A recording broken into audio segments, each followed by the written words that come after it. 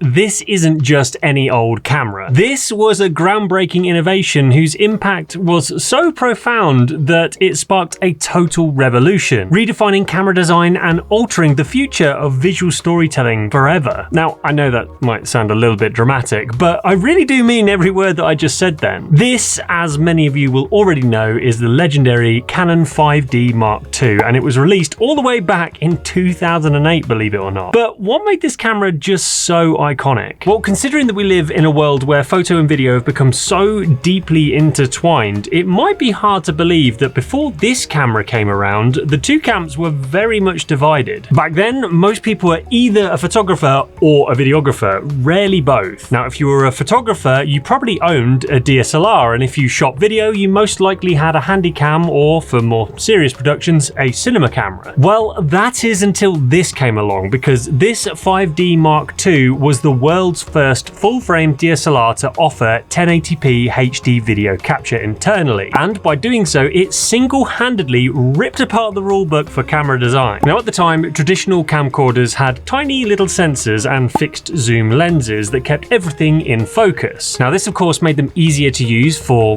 consumers because they didn't really need to worry too much about getting the focus bang on, but it also made the footage look somewhat less cinematic, kind of like how we perceive smartphone footage today. The 5D Mark II's full-frame sensor introduced the idea of being able to capture high-quality video with a super shallow depth of field, with the resulting footage resembling that of a high-end cinema camera, but for a fraction of the cost. Now, don't get me wrong, this was still far from being chump change cheap, and at launch it retailed for around $2,700 for the body only, which is about the same price as about a dozen eggs in the US at the moment.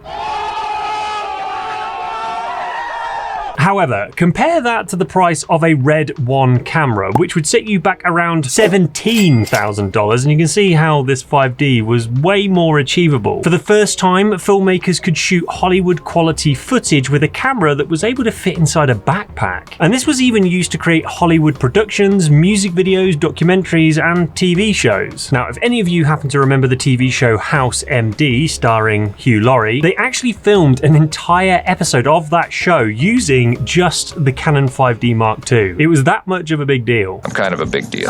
As a result, this took the camera industry by storm, and over the coming years, Canon's competitors were forced to quickly follow suit or risk getting left behind. Eventually, this gave birth to the likes of the Panasonic GH and Sony A7 cameras, and they soon became the main competitors in the hybrid camera space. But the real question is, has time been kind to this camera, and is it still a viable option in 2025? Well, before we get onto that, we first need to talk about another way of creating great video content, and that's by using this ingenious new feature in Wondershare Filmora 14, who is also today's sponsor. Now, we all know that creating engaging visual content isn't just about the footage, it's really about the storytelling. But what if I could tell you that you can turn a simple voiceover or commentary into a fully edited video without the need to spend hours in the editing timeline? Well, with Filmora's new audio to video tool, all you have to do is import your narration, podcast, or voiceover, and Filmora automatically generates dynamic visuals to match. It picks out the best moments, syncs footage with your audio, adds smooth transitions, and even auto-generates captions, all just with a few clicks. Whether you're explaining a photo shoot, breaking down a videography project, or narrating behind-the-scenes content, Filmora 14 transforms your words into polished, shareable videos, so you can focus more time on telling your story and not editing. So why not download Filmora 14 today using the link in the description, and thanks to Wondershare Filmora for sponsoring this video. Anyway, back to the 5D, and let's start by looking at what made this camera so famous: video capture. Now, I think it's fair to say that whilst this may have been groundbreaking in 2008, by today's standards, this is actually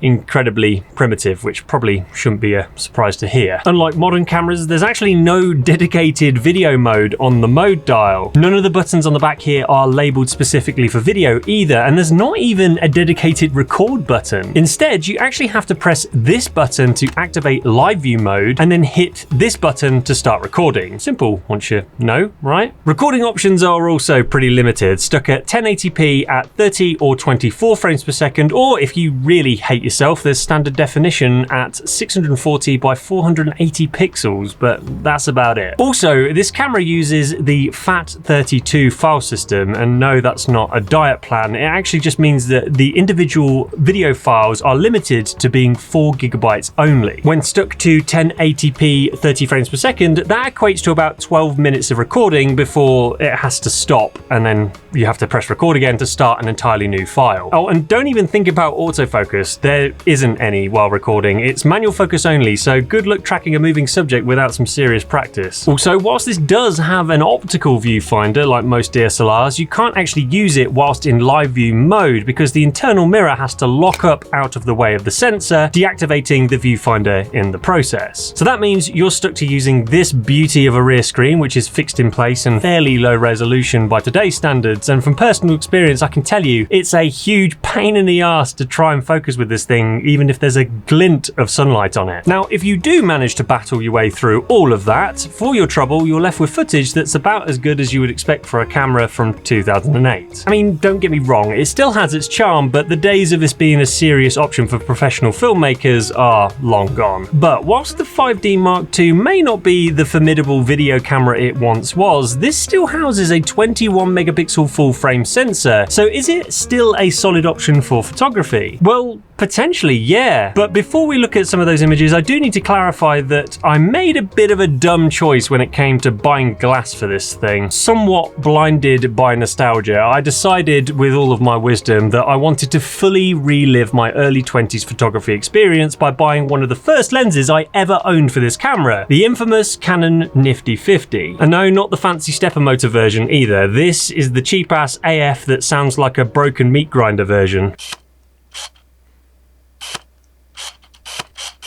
Now, this is far from being the best quality lens you can get for this camera system, so the results I'm going to be showing you in just a second are arguably not demonstrating this camera to its full potential, so take it with a grain of salt. But even so, after all of these years, this combo can still churn out some pretty lovely looking results that are more than up to modern standards. Whilst the phase detect autofocus is limited to just 9 points in a diamond formation, in my opinion, it's still plenty fast and accurate enough for most types of modern day work. The raw files it generates offer a good amount of dynamic range, allowing you to push and pull the shadows and highlights with confidence, and the 21 megapixel resolution is still plenty enough real estate for cropping, posting online, and creating prints. And I'll even admit that I totally forgot what it was like to own a camera where you only really need one battery and you'll barely need to ever charge it. Without an EVF and a fancy live view constantly drawing the power from the camera, this thing will shoot for days on a single charge. Anyway, enough skipping down memory lane. Let's talk about how much I actually paid for this thing. Obviously, these days, this isn't going to be hitting the 4-figure price tag that it once did. And so I actually managed to pick this up on eBay for just under $170 for the body only. As for the 50mm, well, I reluctantly paid just under $80 for it, despite my better judgment. But all in, that means I paid around $300 total once you factor in taxes and shipping, which for a professional full-frame camera setup, I think is incredibly reasonable. So, does all of that mean that I would actually recommend buying this camera today? Well, let's be honest, the 5D Mark II probably is not the most practical choice for 2025. Granted, for stills photography, this camera can absolutely hold its own, and in terms of build quality, my money would always be on this 5D outlasting just about any other modern mirrorless camera. Now, I don't mean to sound like a bit of a boomer when I say this, but they just don't make cameras like they used to. Honestly, if the bombs drop tomorrow, I'm pretty sure that the only things left standing would be cockroaches, Twinkies, and a pile of indestructible 5D Mark IIs. But its tank-like construction does come at the cost of having your shoulders constantly screaming for a chiropractor. Once you combine this with a more serious lens, trust me, your body will start to ache after a full day of shooting. I've been there. And its specs do somewhat feel ancient compared to the powerhouses that we're used to today. So unless you are specifically craving the tactile feel of a classic DSLR and you're happy to contend with all of the quirks that come along with that, I would strongly suggest you consider your options before parting with any cash. But either way, the 5D Mark II will always hold a special place in camera history. To many, this wasn't just a great camera, it was a total game changer. A catalyst that opened the door for a new generation of creators finally able to access cinematic filmmaking without requiring a second mortgage. Like many other people, I also have a personal attachment to this camera. This specific setup allowed nudged me to start my own wedding company, offering both photo and video packages to my client, which after just a few years grew enough to allow me to quit my job entirely and become self-employed. Fast forward 15 years and now I'm sat here talking to you about my affection and admiration for this semi-ancient camera, and honestly, I'm eternally grateful for the opportunity that this camera has given me.